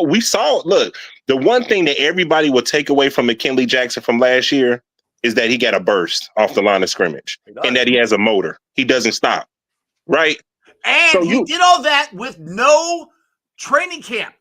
None. To me, that is the most impressive that he played one day, not even the full freaking practice. First day of training, he got hurt. And then we didn't see him until week 4, I think. So how weird is it that it's like Chris Jenkins is supposed to be position-wise, right? And I don't think Bengals fans get that. One guy showed more burst. One guy is your run stopper. Body type-wise, you think it'd be flipped. Yeah. It's not. So speak on that. Well, the crazy thing is Chris Jenkins has the athletic ability. Mm-hmm. He has it. But the thing, I don't. When he was at Michigan, he didn't play a lot. That guy, dude. Right? But no, he's just not that guy. I've watched so much tape of him. He is strong as all get out. He has flash plays here and there. Like if you think about the Carolina Panther game, right, on the goal line, where he was able to like completely throw the man off the line and make the goal line a 4th and goal stop, right? As a run defender, right? Even his sacks, as a run defender, right? But even his sacks, though, like his sacks, it was off of hustle and it was off of somebody else's effort. Yeah, you know what I mean. So you see all the athletic ability, and it's just like, bro. What are you doing? You should get more, you know what I mean? You should be more apt at pass rushing than you really are. Maybe, you know what I mean? Maybe the coach can coach him up and get more out of him. Maybe, but I think even taking him in the 2nd round, that's before TJ Slayton. That's after he's a high floor run defender. Mm-hmm. And it's okay. We need that. That's okay. We need that. We need a run defender. I mean, that's not a bad thing. But Divine, tell me why he could be more, or do you think he can be more? I think honestly, I'm gonna be honest with you. I think my opinion. This was my opinion before we drafted him, which is why I didn't want us to draft him. And it's nothing personal or anything, even though he's a Michigan man, whatever. But I was a fan of his father. I thought his father was a dog at Carolina, man. He was. But Chris Senior, bro. Oh my goodness. But different body types. Yeah. Chris was huge, man. Like he was a big guy. But actual nose. The thing with Chris Jenkins Jr. though is KJJ. The thing about KJJ is I feel like his best position may be on like goal line, the short yardage, 4-eye. Line him up between the inside the tackle and in between him and that guard, and let him go to work there because that's where he went to work at in Michigan. Y'all got to remember, it was Grant and Graham inside. He was playing a lot of that 4-eye position at Michigan. You see what I'm saying? Put that man in between those two guys and let him hold the ground. Let him try to, split the double teams. You know what I mean? Let him do that. Let him use his leverage and stuff there. I think you lining him up with them 335, 350-pound guys is not going to end well with him. At least you have him in between a right tackle, which is going to be about 3. They're not as big. They can be because ours are huge. Usually they're not as big as our guys are. I think he'll stand a better chance in between, those two positions right there. But pass rush wise, I'm not. Yeah, I don't see it. Jackson I don't see it. I think than Chris Jenkins is, to be honest. He needs to lose weight, bro, because he's bigger than he was when he was in college, man. McKinley Jackson, speaking of. So now, I think he needs to lose a little bit, like 10, maybe about 10 pounds. But he's shown the flashes, the quickness, because honestly, that's a big part of it. When you're trying to find pass rush, it's how quick can you be off the snap. And you got to be on the line of scrimmage, too. Go ahead, Ice, my bad. No, you're good. But how much, and I want to kind of roll it to TJ Slayton, how much do you think having TJ Slayton there is going to take some of the pressure off of these guys? Because I think he's going to take more of the double teams up and free them up some more, and including BJ Hill in this too. What's your thoughts on TJ Slayton? What the impact he's going to make? I think TJ Slayton is huge, man. I think it's okay. I think that's a huge get. You know what I mean? Like during the trade deadline, he was one of the names that I put out there for us to actually look at. You know what I mean? Because I know everybody was talking about, we're going to get Crosby. I said, now let's do a realistic list. I wanted Crosby. I was like, get Crosby, go get him. I was on that train.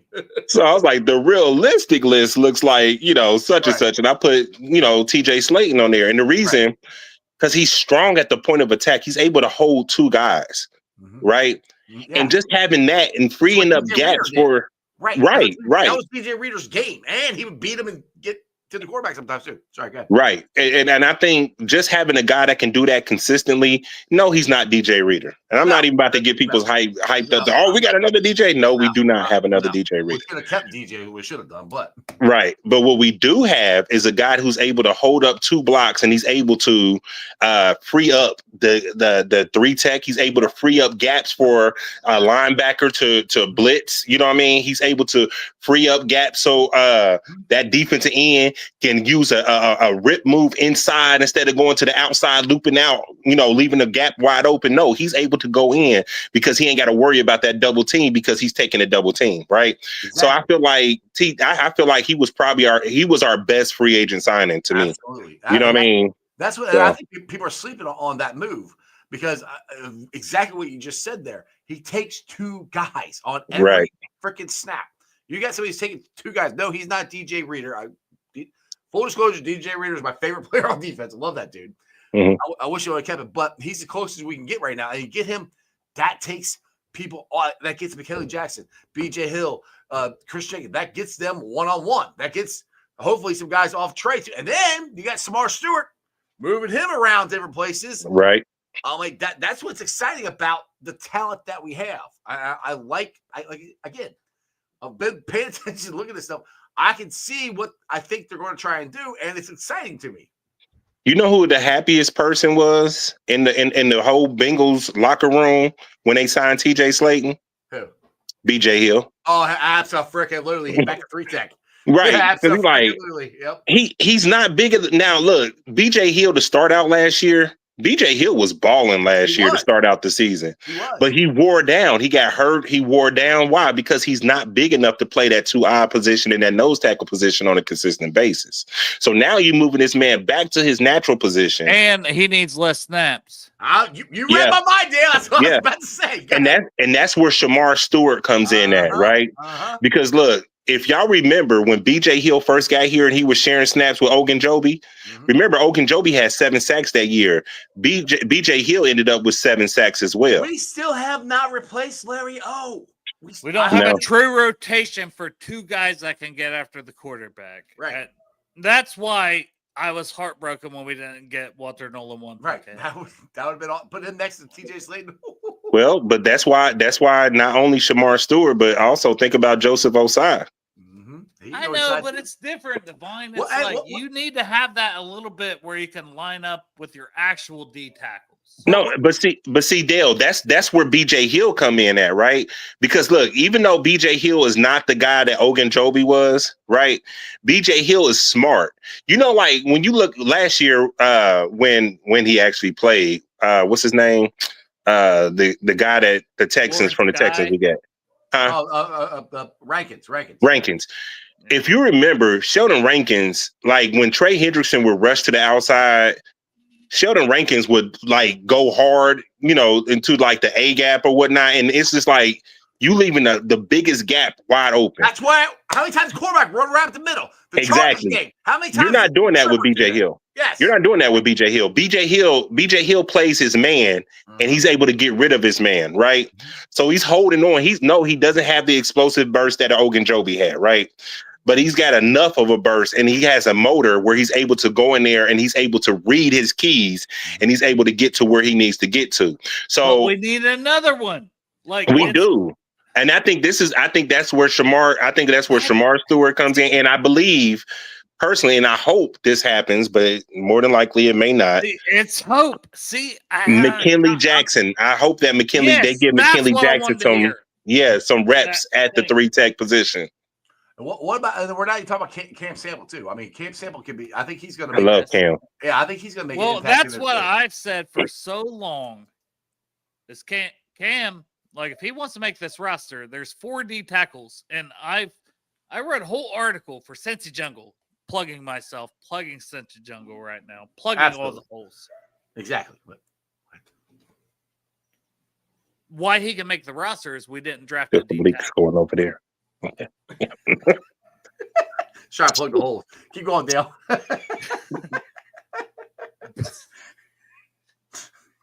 But I truly believe that's why Howard Cross III can make this roster is because we don't have that D tackle. And I know you can try to plug that hole.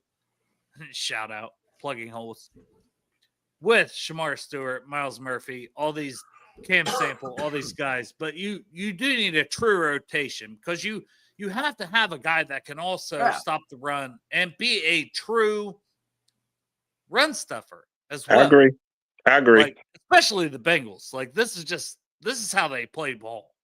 Yeah, well, I talked about Cam Sample before you came in here, and I said that Cam Sample to me is just that guy that every team needs. Every team loves, you know what I mean? He's consistent. He's like one of my favorite players on the team. No, he's not a star, but he's consistent. He holds the edge. He's able to hold position on the edge.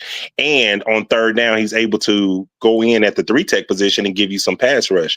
And I brought up the game where a few years ago we went against the New England Patriots, and he was beating the left guard's butt all game, bro. Just beating the snot out of him all game. And I'm like, bro, this is a type of player that don't get the fanfare.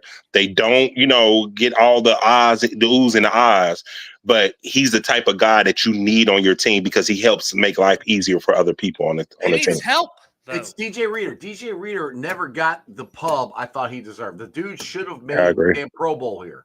I mean, if you guys go back and watch the Tennessee Titans game in the playoffs when he dominated, was a dog, dominated, dog. Even when they double teamed him, man, he put his knee down on the ground and was still holding up position where they couldn't move him, man. Dog. I love DJ. Look, the thing about DJ Reader, and I said earlier that he's not TJ Slayton. Yeah, but I was saying he's not TJ Slayton. I said, but the thing that separates TJ Slayton and DJ Reader is DJ Reader's agile. He's as big as he is. He's able to get sideline to sideline for his size, and then he also can give you a pass rush that TJ Slayton can't give you. He can push the pocket. You know what I mean? And Slayton doesn't push the pocket like that. I mean, he holds his ground. Yeah. It's different. Well, if you that's watch where- it, you know. That's Yep. where we hope McKinley Jackson can do that. That's where We're hoping. we're hoping. Because I mean, We that's see one thing- flashes. Yeah, that's the thing that does concern me still, because we have not addressed an interior pass rusher. We don't really have one. We're hoping. Well, you got to line TJ. You got to line. Look, McKinley Jackson. The thing about McKinley Jackson is that yes, he showed us burst last year, right? But brother, you got to line up on the line of scrimmage. You can't line up 2 yards away from the line of scrimmage because you're alleviating your advantage that you have. If you're lined up on the line and that burst is coming off the line, you can get between the guard and the center right then and have them on their heels. But when you give them that much room to adjust to your burst, bro, you're making it harder on yourself. Now, I got another thing I want to get you guys' thoughts on. All right, so you guys know how wide Trey goes out. You know how wide he lines up. How many times do you think, or do you think the Bengals do put Shamar right next to him, and he can get Trey's going wide and he's shooting that gap, or look where Trey Hendrickson is looping out, doing his usual rip move, right? And then you got Shamar Stewart going on the outside shoulder, right, of the guard, and then inside, because you're going to have somebody that's trying to double team whoever the nose is at the time. Then you're going to have a Knight rushing the A gap, wide freaking open. Where are you going to go? Let's go, baby. Where are you going to go? I mean, you could try to run to the other side, but if Miles Murphy is over there, you're not going to beat Miles Murphy to the corner. And that's the other thing. We could. You still got the blitzing. We're going to blitz. We're going to blitz for linebackers and from the slot. That's where I think Fig is going to come in there. And he's got that burst. I think he could be Mike Hilton 2.0. Right. He just don't have long speed, but he has the nice burst though. Yeah. He's got that burst, and he can get there. Yep. I mean, you ain't got to have long speed to go from point A to point B when it comes to the quarterback. You just got to get there quick. He can get there quick. So exactly. There's just a lot of when you really break down what's going on and what you can see the Bengals doing and what they had the potential to do. It's kind of exciting. It's very exciting. We've been on for an hour and 26 minutes. You guys, Divine. Hold on. I got to get my link in here, Jeff. Oh, well, no, I'm asking Divine if he's okay because he said he wasn't going to be on that long, and we're on for an hour and 26 minutes. Yeah. I was about to be like, hey, I enjoyed myself, guys. You know, You got to roll. Yeah, I'm about to hop off, man. I appreciate it, though. I absolutely appreciate it. Who they, fam? Who they? All right, bro. Divine, you're my guy. I love you, brother. Likewise, fam. Likewise. Go follow him on Twitter. I know he's had some health issues and stuff, so he was in the hospital earlier this week, dude. So I found that out. Called him on the phone today. I'm like, he said, I can't be on that long. I'm like, all right, then we got to talk about shit. It's an hour and a half into this. So I might need to let you go. William Applegate here says, and I'm trying to link my article, but I'm not good at this. I don't know how to do it, Jeff. I'm on Twitter right now, so it's like I'm trying to do it and put it in your chat. Copy and paste it from on your phone right into the you stream. No, I'm not on my phone. I'm on my computer. That's what makes things. I don't know how to do it. I do better on the phone. Okay. All right. All right. William here says Chase. Hold on. Go ahead. I'll read this real quick. William here says Chase carried the load last year. Just want Brooks and P-Ron to get some carries. I think Brooks is going to get a lot more carries. Not a lot more carries than Chase, but I think he's going to be more of an integral part to this running game, and he's going to be a big impact. And the thing I love about our running back room, and full disclosure, I love Scatterboo. I would love the Bengals to draft. I didn't think they were going to. Right. But he was not early. He went early third round. Like we weren't taking the guy that early. And he's not a pass blocker. All these guys can block. So no matter who you put in there, you are not going to know if we're running the ball or passing the ball. And I think that is freaking huge to this because you can hand it off. So the biggest thing to me on all this offense we're talking about, and this is where I'm really hoping we get solid guard play, is I want a more consistent running game, especially at the end of games. When we have the lead, we don't need to throw it 300 times. I love Joe Burrow. Hand the ball off. Run that clock out. Keep Lamar Jackson. Keep whoever the hell the Squealers quarterback is. Keep their offense off the field. That's what I'm really hoping that Zach does more. I know Burrow wants to throw, and some of it's Burrow, he checks out of it or whatever. They need to hand, and Peyton Manning, if you ever listen to him talk, it took him a while to realize how the importance of the running game, and the more he played, the more he understood that more. And that's where I'm hoping Joe Burrow and Zach get that more. When you get these leads in these games, you got to have long, like scoring in 5 seconds is great. That's awesome, but it's one score. And if they got 20 minutes or 15 minutes left on the clock, that's not good. That's plenty of time for them to go down the field and score. If you could take a long 10-minute drive and leave them with 2 minutes left, I'll take that. That's what I'm hoping they do this year.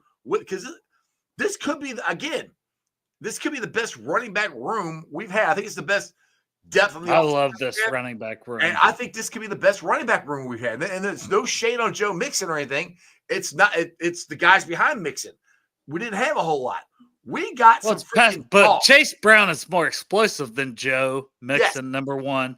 But it's also the dogs behind him. Exactly. Samaje.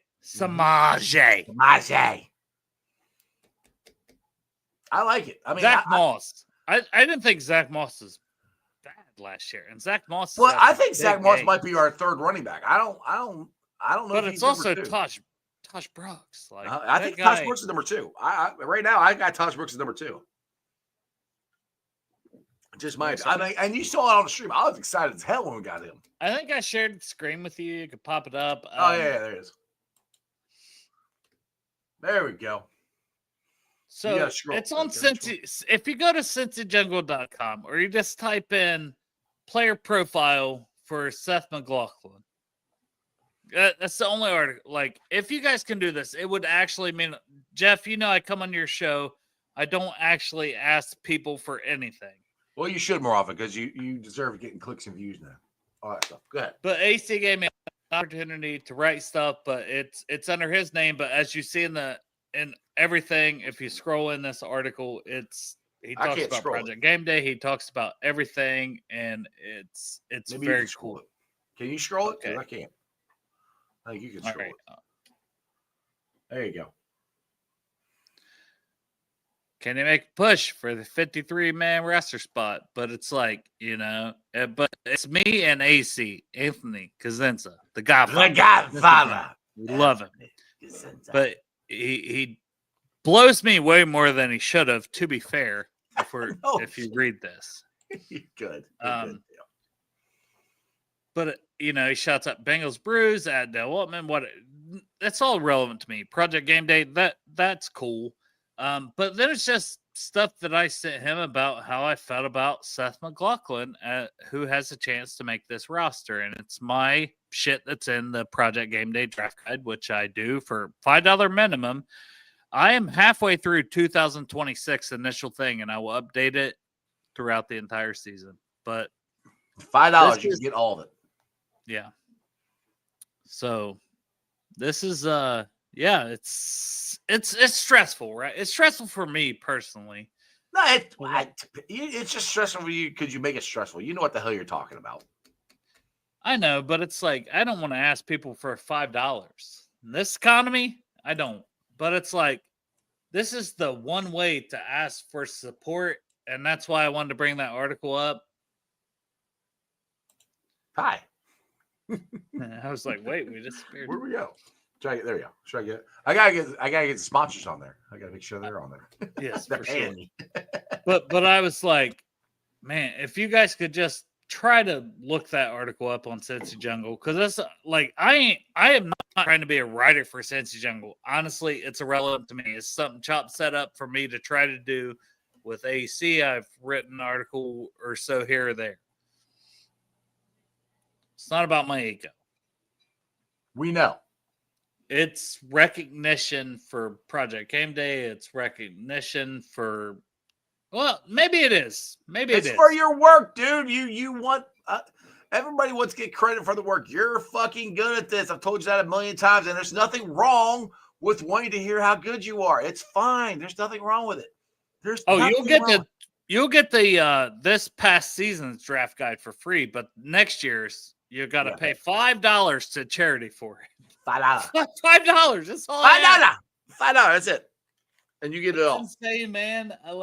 I have draft guys on the show. I love the draft, and I think there's people way smarter than me. But I'm just like, man, I know how much tape I watch. I know how much I do at this. I know it is great, and I'm like, I am literally asking for a donation to charity. For a charity I believe in. Project Game Day is a charity that raises money for military veterans and active duty, because it's either one, and adults with disabilities or any individuals with disabilities. It's good stuff, bro. That event, Jeff, which you showed up as you tend to do, which I would love to show up for the Jackpot Joey event. You should. I asked Derek, but I don't know if he will, because I just don't want to go by myself. You won't. I'll be there. We got a 2-hour drive by yourself, so I get that. You know what I'm saying? I'm like, Derek, meet me. Like, I messaged him 2 weeks ago. I'm like, we need to go to. Like, I want to be there, but at the same point in time, I understand. And there's this part of me that I really want to be there for Matt, because Matty is fantastic. Jackpot Joey, Matty is fantastic. Meyer, door and windows. Exactly. Hey, we'll even be there. All right, cool. Yeah, so the funny thing is I really wish Matty would do it on a different weekend, because he always does it right around my daughter's birthday. So next weekend, I'm going to be at the Jackpot Joey Golf. I don't know what time. If I'm there at the beginning, I'm going to have like no sleep, because Saturday, my son of Ice, Chandler, is graduating from college. It's a busy and Princess Ice birthday. Princess Ice, it's her 21st birthday, so we going out. My daughter is going to be drinking. I am going to be around my daughter when she's drinking, so I can make sure nobody does anything to her or spikes her drinker. Any of that stuff, just the dad, and of course I'll be drinking too. So I don't know what time we'll get home. And then the golf outing starts at like 9.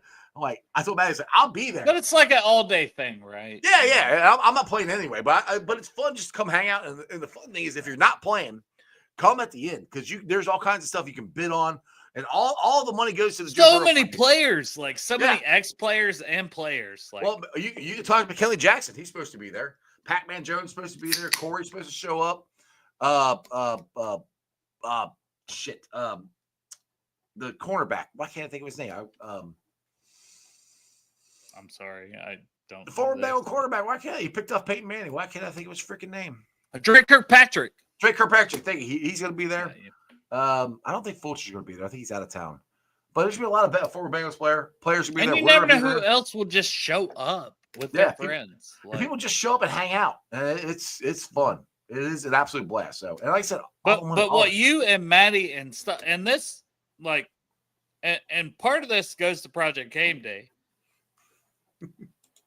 But it's way beyond that. What the Jackpot Joey and what he has done for the Joe Burrow Foundation. I mean, Jeff, what is that back there? Jackpot Joey is just what I got up here behind me. It's up there.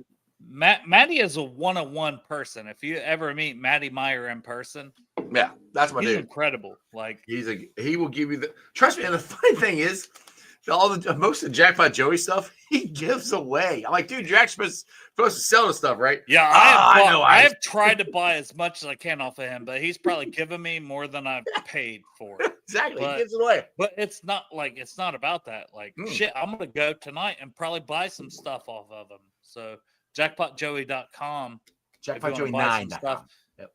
Jackpotjoey9. 9.com. Go buy some stuff there, because I know he's got. I don't like the way you say 9. 9. Jackpot Joey 9. Do that. Dude, that's fucking Nazi shit. All right. Man.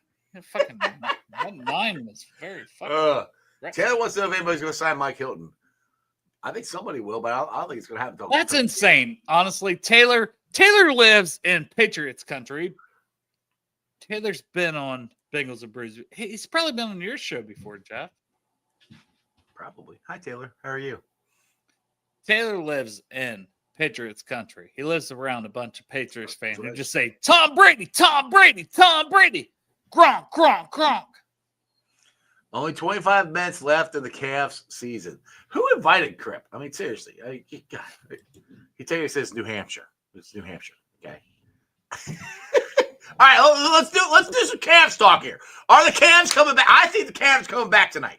I think they're coming back. We need them to come back tonight, don't you? Bro, they shot the hugest load I've ever seen of shooting in game 2. To be fair, Donovan Mitchell almost 50 points. Uh-huh. They were without 3 of their top 6 players. Uh-huh. We need I watched that entire game. I don't watch entire NBA games. And I'm like, they need me. They need me. They did. They did. They totally did. And bro, no, I wish I wouldn't have watched it. Fuck them. Well, they need Garland. Where the hell? Garland's got to play tonight. Garland has got to play tonight. And Mobley have to play. They all got to play. Man, so many guys showed up and showed out. And, like, the way they shit the bed in that last minute of game 2, like, I was literally sitting there just going, get a rebound. Get the rebound. The game's over. So, Marissa and Miley they were watching Last of Us, the newest episode of Last of Us. And I was like, yeah, I like that show. I'm like, I'm watching the Cavs on my phone. Like, I could not tell you 1 second of what happened in that episode. I was just locked in on my phone watching this game. And then when they lost, I go, they fucking lost. And Marissa looks over and goes, really? And like kind of giggled. And man, I ain't never wanted to hit a bitch as much as I want to hit a bitch right there. You can't say that. You can't say that, Dale. What's wrong with you?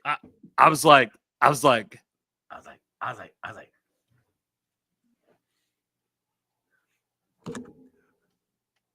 bitch.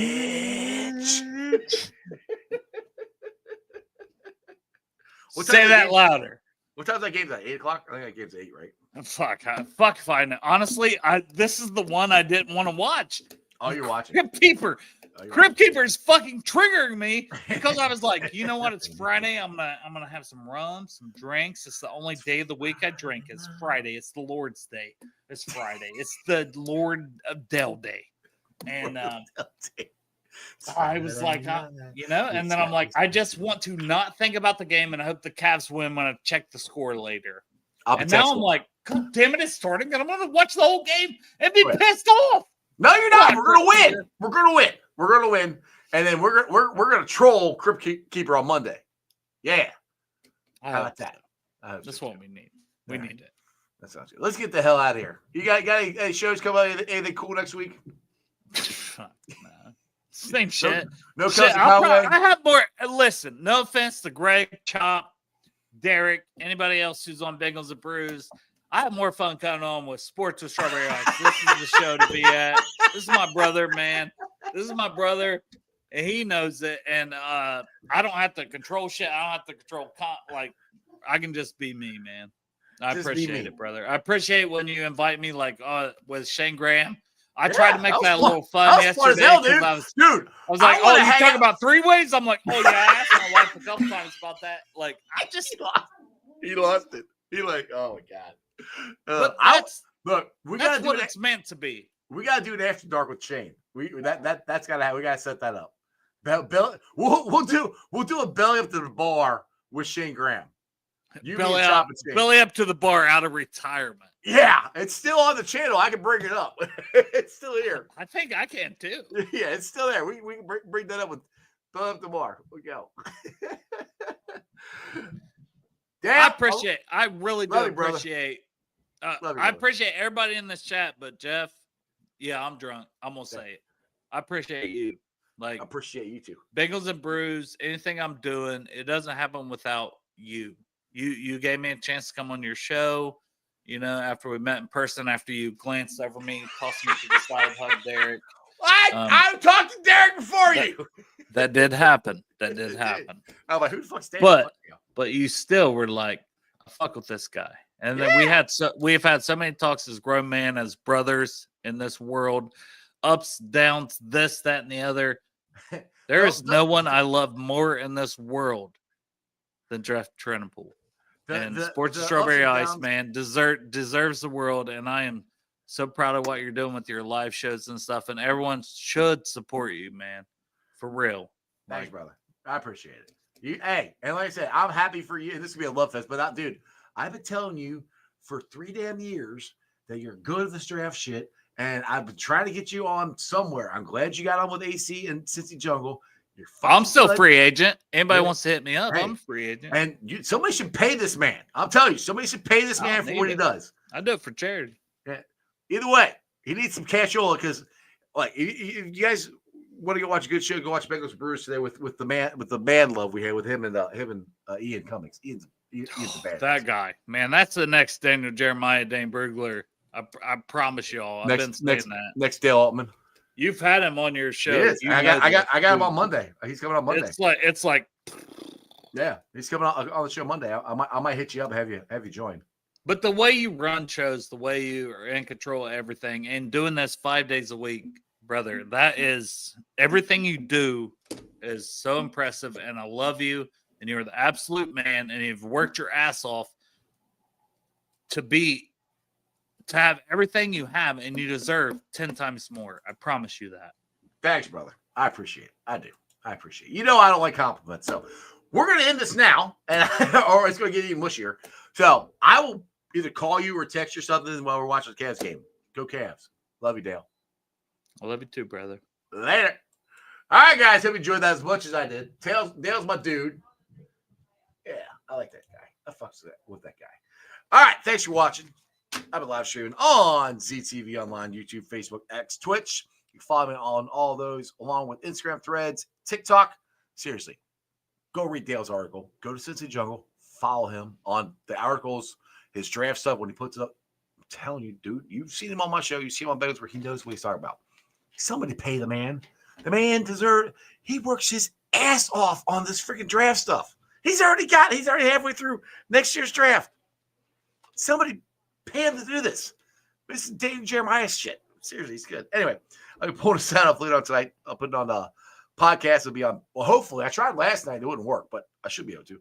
But it's up there. It'll be on BeanPod, Apple, iTunes, Spotify, Google, Stitcher Play, pretty much wherever you get your podcast. And if you're listening to that right now, what's up? Thanks for downloading. Make sure you rate, like, and review. Give me a 5-star review and a comment so more Cincinnati fans can find my podcast. And shout out to my great sponsors, Prairie Lawn and Landscaping. If you want grass cut, or you just want to cut your grass, you're lazy like me, you don't want to cut your grass. You don't want to mulch your yard. You don't want to get the weeds out. You got like if you have like this great idea for this landscaping idea that you really can't figure out what you want to do or how you want to do it, do me a favor. Think Priority Lawn and Landscaping. If you have paper patio, you want a fire pit, you want a retaining wall, you want something really cool in the backyard, think Priority Lawn and Landscaping. Just want something simple like cleaning your leaves out or mulching the yard, think Priority Lawn and Landscaping. Give them a call at 513-430-6114. That's 513-430-6114. You can also follow them on Facebook. And do me a favor. When you call John or you message him on Facebook, tell him you heard about it on Sports with Strawberry Ice. That'd be great. That'll help you out a lot. Also, the show is brought to you by T Properties. Quality housing for quality people. Check out the website at www.tpropertiesllc.com for all your rental property management needs and your rental needs. And we were just talking about Matty Meyer. This is his little window company, Meyer Windows, Doors, and More. The man who created the Jackpot Joey nickname, created the Jackpot Joey Golf Attic, which is an absolute blast. If you guys need windows and doors, I highly recommend Meyer Windows and Doors. Great family owned. It's him, his son Nate, and his wife. I always forget his wife's name, but it's 3 people. It's owned and run business. We need to support these kind of companies here in this day and age. So if you're looking for windows and doors, think Meyer Window and Door and More. Check them out at MeyerCincinnati.com for all your window and door needs. And you can meet Jackpot Joey and the Jackpot Joey Mobile. And tell them I sent you, of course. You always have to tell them that. Every time you call anybody from my show, tell them, yeah, I heard about you on Strawberry Ice. Just helps me out. I appreciate it. Other than that, you guys have a wonderful weekend. I'll see you on Monday. I got Cap's going to be on. Ian's going to be on. And maybe I'll get Dale back on. We'll talk some more draft stuff. And hopefully the Reds will win. The Cavs will win tonight. We'll see. FC Cincinnati's playing tomorrow night. So got a lot of good sports stuff happening. Make sure you guys like, subscribe, share. I got 165 people now watching the show. Appreciate it. If you're on Facebook or anything like that, please, if you haven't subscribed to YouTube, please go to the YouTube channel. Sports with Strawberry Ice. Subscribe. Hit the subscription button. If you're watching on Facebook, Twitter, any of that stuff, hit the thumbs up, all that cool stuff. It just helps the algorithm and everything else. It helps me out. So I appreciate you guys. Other than that, you guys have a wonderful day. Remember, Who Day for life. And throw it up. That's your sports, baby. See ya! Weekday nights, the city roars. Tune in loud, turn up some more. Cincinnati show, it's time to play. Sports with Strawberry Ice today. 5:30 sharp, don't be late. CTV, the sports awaits. Strawberry Icy's on the mic, energy, it's pure delight. Every touchdown, every goal. Feel the pulse, it's in your soul. Cincinnati heartbeats strong. Strawberry Ice will lead the throng. Every touchdown, every goal. Feel the pulse, it's in your soul. Cincinnati heartbeats strong. Strawberry Ice will lead the throng. Feel the crowd, it's electric now. Shouting loud, they all know how. CTV got what we crave. Sports with ice, it's waves and waves. Tigers strike and Bengals roar. Every game we want some more. Tune it in and feel the thrill. Strawberry Ice, he's giving chills. 5:30 sharp, don't be late. TTV, the sports awaits. Strawberry Ice, he's on the mic, energy, it's pure